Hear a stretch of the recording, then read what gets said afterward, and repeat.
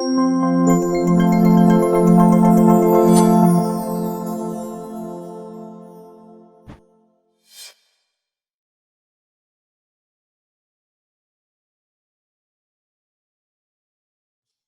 terms of outcomes, the effects of comorbidities really affect the entire trajectory of multiple sclerosis. So if we go back to when people first have symptoms of MS and they're working through that diagnostic process, people who already have another health condition at the time their symptoms start have a longer time to diagnosis, so greater diagnostic delay.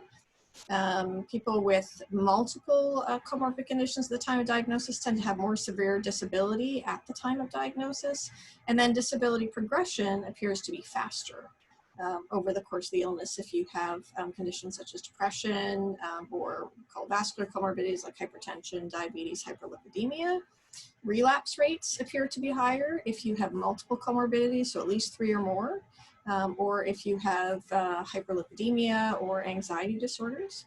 And then things that are more patient-centered in terms of their mental, like health-related quality of life, are reduced in the presence of comorbid conditions. And of the ones that we've talked about so far, depression and anxiety disorders seem to have the most adverse impact on quality of life.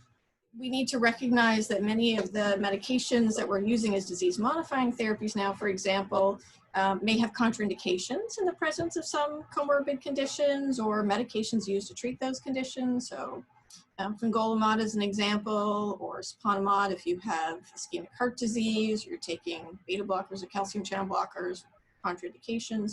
So we need to think about those kinds of things in the choice of medications. But we also need to recognize that people may have a harder time staying on their disease-modifying therapies if they have multiple other conditions that they're already dealing with, for reasons we haven't fully explored, but it's a big burden to taking multiple medications, and side effects from one medication may affect other conditions. And so it is important for us to think about all those issues when talking to the individual with MS about what medication is going to be best suited for them.